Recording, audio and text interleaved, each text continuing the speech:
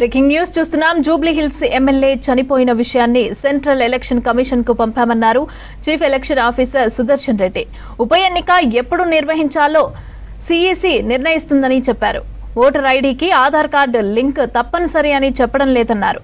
కేంద్ర ఎన్నికల సంఘం ఇటీవల కొత్త సంస్కరణలు తెచ్చిందని అన్నారు సుదర్శన్ రెడ్డి.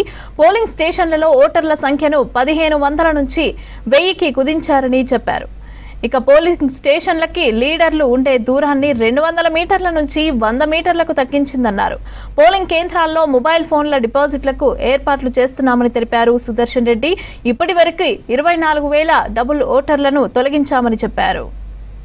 ముఖ్యంగా ఎలక్షన్ కమిషన్ ఆఫ్ ఇండియా కొత్త ఈసీఈసీ గారు వచ్చిన తర్వాత పబ్లిసిటీ అంటే what ever commission is doing, ఏది చేస్తున్నారో అది మొత్తం పబ్లిక్లోకి తీసుకెళ్ళాలి, విస్తృతంగా ప్రచారం చేయాలి, వాటికి ట్రాన్స్పరెన్సీ అనేది పెంచాలి అనే ఉద్దేశంతో చాలా సంస్కరణలు తర్వాత ఆయనే అందరితో 1-to-1 ఇంటరాక్షన్ కూడా చాలా వరకు చేస్తున్నారు.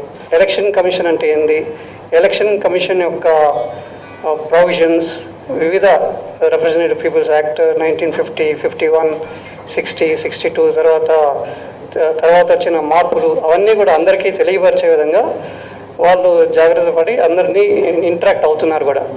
ఇప్పటికే చాలామంది BLOs, booth level officers, lowest cadre in the election commission దాంట్లో తీసుకుంటే lowest cadre booth level officer.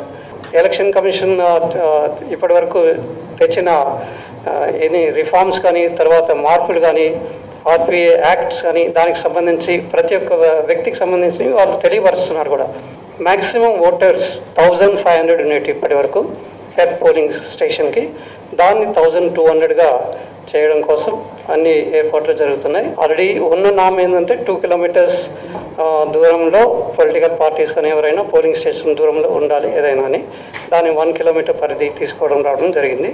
తర్వాత మొబైల్ ఫోన్ డిపాజిట్ ఫెసిలిటీ అనేది కూడా ఏర్పాటు చేయడం జరుగుతుంది. ఫామ్ 7 ఏది ఉందో దాంట్లో కూడా తీసుకోవడానికి అవకాశం ఉంది. ఆ డీటెయిల్స్ తీసుకున్న తర్వాత బూత్ లెవెల్ ఆఫీసర్స్ ఇంతకుముందు చెప్పినట్టు వాళ్ళకి టార్గెట్ 1,00,000 మందికి పైగా బిఎల్ఓస్ 1,00,000 మంది, బిఎల్ఏస్ 1,00,000 మందికి అందరికీ ట్రైనింగ్ ఇవ్వాలనేది ఉద్దేశం. ఇప్పటికే దగ్గర 3,500 మందికి ట్రైనింగ్ ఇవ్వడం జరిగింది.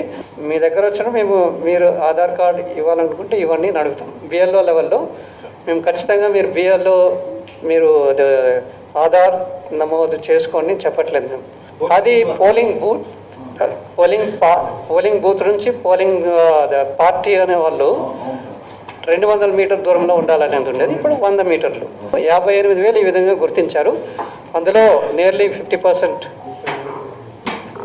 Nearly 30,000 has been deleted. ఇప్పుడు last 6 months back state election commission వాళ్ళు అడిగారు, మేము ఈసీఐని అడిగాము. వాళ్ళు లాకర్కి ఇంతకుముందు చెప్పినట్టు ఓపెన్ చేసి మాకు ఇచ్చారు. మేము ఇంటర్న్ పాస్ ఆన్ చేస్తాం ఎవరికి, ఎస్సీసీ వాళ్ళకి. అప్పుడు ఎలక్షన్ జరగలేదు.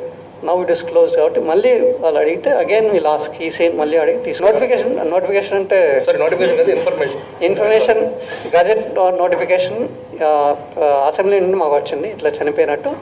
Gazette notification as it is మేము పంపించేస్తాం ఈసీఐకి. ఈసీఐ వాళ్ళు ఇంకా డెసిషన్ తీసుకోవాలి ఎప్పుడు ఎలక్షన్ పెట్టాలనేది. సో బై ఎలక్షన్స్ అనేవి ఇప్పుడు ప్రస్తుతానికి ఒక 3-4 స్టేట్స్లో అనౌన్స్ చేశారు ఆల్రెడీ.